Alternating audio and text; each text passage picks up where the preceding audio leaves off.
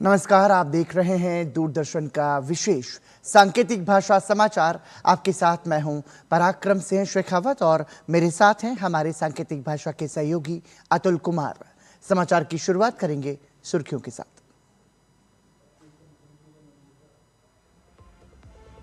तिब्बत नेपाल में आई बाढ़ में मृतकों की संख्या बढ़कर 392 हुई। 290 भारतीय समेत 1500 लापता लोगों को खोजने का काम जारी। नेपाल में फिर बाढ़ आने का खतरा।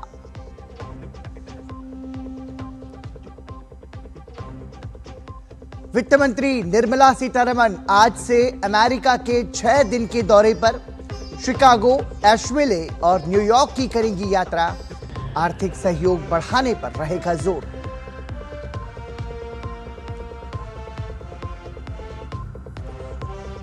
बिहार सरकार ने मानी छात्रों की मांग। चौथे चरण की शिक्षक भर्ती परीक्षा यानी TRE 4 एक चरण में कराने का फैसला। धरना भी खत्म।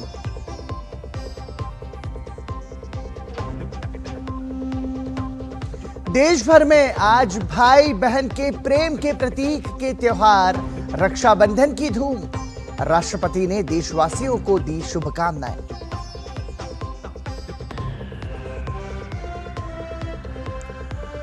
महिला एशिया कप क्रिकेट आज से दुबई में होगा शुरू। थाईलैंड और हांगकांग के बीच खेला जाएगा पहला मुकाबला।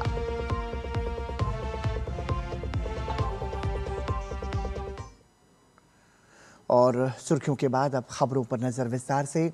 नेपाल और तिब्बत में अचानक आई भीषण बाढ़ में मरने वालों की संख्या बढ़कर 392 हो गई है।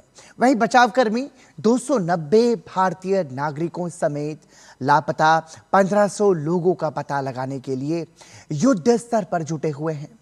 मृतकों में 389 लोगों की मौत नेपाल में अचानक आई बाढ़ में हुई, जबकि पड़ोसी तिब्बत में 3 लोग मारे गए हैं। बाढ़ से प्रभावित इलाकों में राहत और बचाव कार्य तेजी से जारी है। नेपाल के प्राधिकारियों ने 910 लोगों के लापता होने की जानकारी दी है।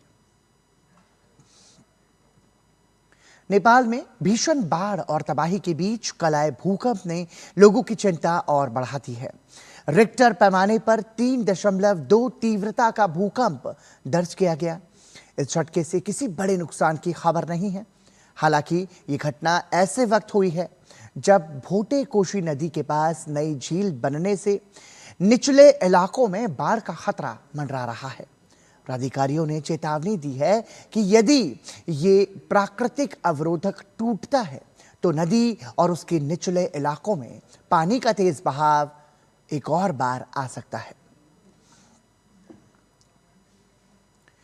नेपाल में आई भीषण आपदा के बाद भारत ने भी अपने नागरिकों का पता लगाने के प्रयास तेज कर दिए हैं। विदेश मंत्रालय ने कहा कि 290 भारतीय नागरिकों से अब भी संपर्क नहीं हो पाया है। मंत्रालय ने कहा कि उनका पता लगाने और उन्हें बचाने के लिए तत्काल प्रयास किए जा रहे हैं। विदेश मंत्रालय ने बताया कि अब तक 84 भारतीय नागरिकों को बचाया गया है। इनमें निर्माणाधीन त्रिशूली एक नदी प्रवाह आधारित जल विद्युत परियोजना में कार्यरत 63 श्रमिक और तमिलनाडु के 21 लोग शामिल हैं।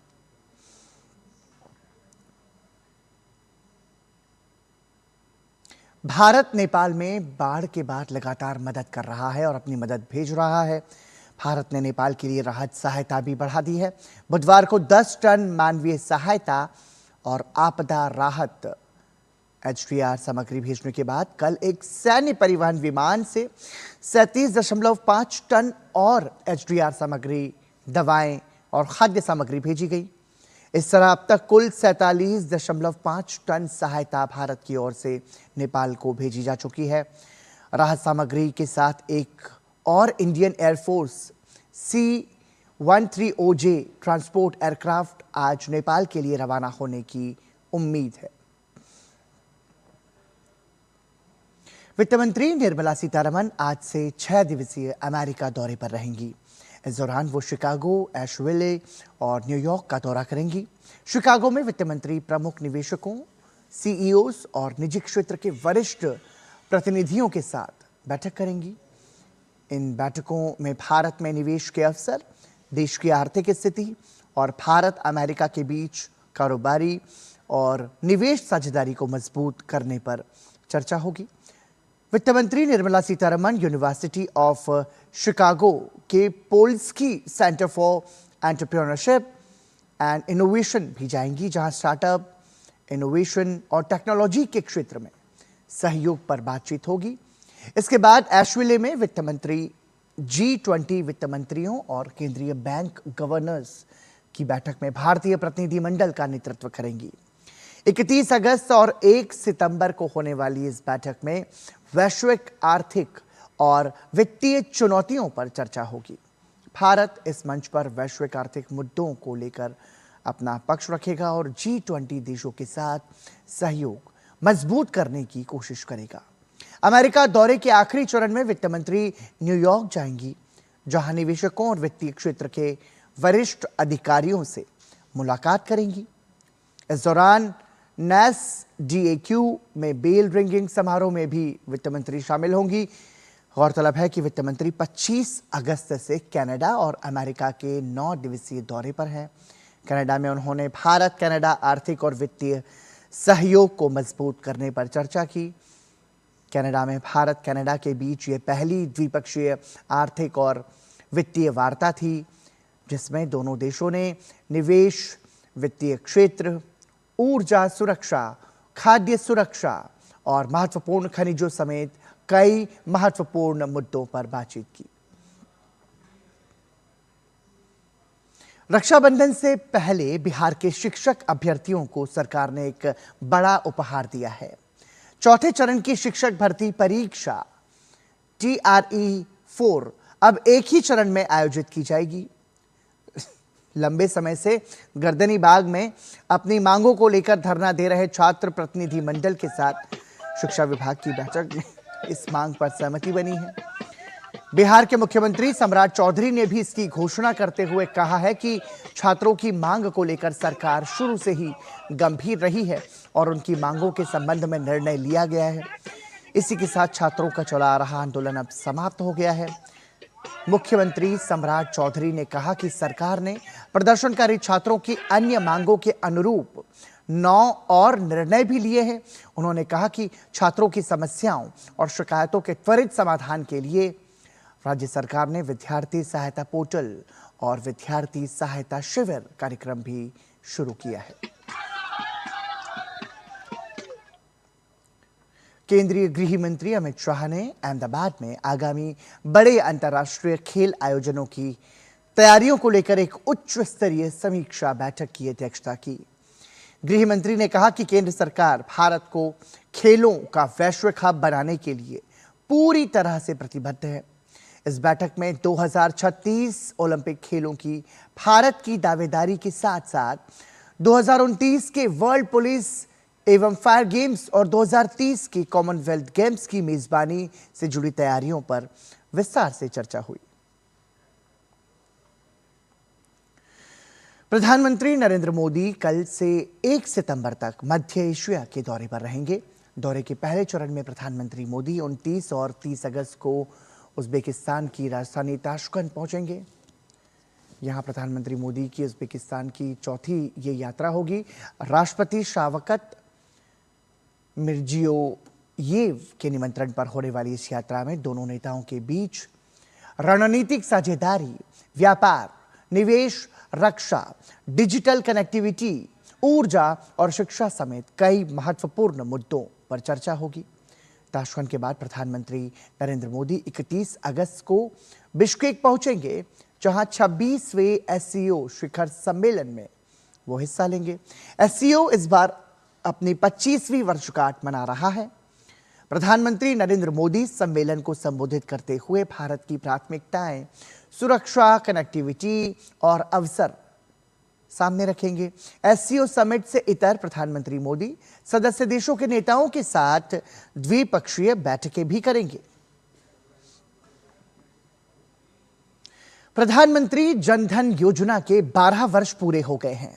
यह देश में वित्तीय समावेशन के परिदृश्य को बदलने की दिशा में एक महत्वपूर्ण पड़ाव है। इस योजना की शुरुआत प्रधानमंत्री नरेंद्र मोदी ने वर्ष 2014 में आज ही के दिन की थी। ये योजना भारत में वित्तीय समावेशन के क्षेत्र में बदलाव लाने की दिशा में एक अहम पड़ाव रहा है। वित्त मंत्रालय के अनुसार इस योजना के तहत अब तक 59 करोड़ से ज्यादा खाते खोले जा चुके हैं, जिनमें कुल जमा राशि 3,17,000 करोड़ रुपए है। रक्षाबंधन का त्योहार आज पूरे देश में मनाया जा रहा है। इस मौके पर बहनें अपने भाइयों की कलाई पर रंग बिरंगी राखी बांधती हैं और उनकी खुशहाली, सेहत और समृद्धि के लिए प्रार्थना करती हैं। इसके बदले में भाई अपनी बहनों की रक्षा और मदद करने का वादा करते हैं और उन्हें उपहार भी देते हैं। रक्षाबंधन के मौके पर आज बाजारों में चहल पहल देखी जा रही है। राखी और मिठाइयों समेत तरह तरह की सामग्रियों से पूरा बाजार गुलजार है। राष्ट्रपति द्रौपदी मुर्मू ने रक्षाबंधन पर देशवासियों को बधाई दी है। राष्ट्रपति ने कहा कि रक्षाबंधन का त्योहार प्राचीन काल से ही देश की संस्कृति और परंपरा का महत्वपूर्ण हिस्सा रहा है। राष्ट्रपति ने कहा कि रक्षाबंधन पर बहनें अपने भाइयों की कलाई पर राखी बांधती हैं। उन्होंने कहा कि यह त्योहार याद दिलाता है कि हर रिश्ता भरोसे, संवेदनशीलता और आपसी सहयोग के आधार पर टिका होता है। राष्ट्रपति द्रौपदी मुर्मू ने हर नागरिक से परिवार और समुदायों के बीच रिश्तों को मजबूत करने का संकल्प लेने और इसी भावना के साथ विकसित भारत की ओर आगे बढ़ने का आग्रह किया है। महिला T20 एशिया कप क्रिकेट का आगाज आज से यूएई के दुबई में होगा। टूर्नामेंट के पहले मुकाबले में थाईलैंड का सामना हांगकांग चीन से होगा। 8 टीम्स के इस टूर्नामेंट में Bharat, Pakistan, Sri Lanka, Bangladesh, UAE, Indonesia, Thailand और हांगकांग चीन हिस्सा ले रहे हैं। और आखिर में आप सभी को दूरदर्शन परिवार की ओर से रक्षाबंधन की हार्दिक शुभकामनाएं। इसी के साथ दूरदर्शन के इस विशेष सांकेतिक भाषा समाचार में अभी के लिए इतना ही। मुझे और हमारे सांकेतिक भाषा के सहयोगी अतुल कुमार को दीजिए अनुमति। नमस्कार।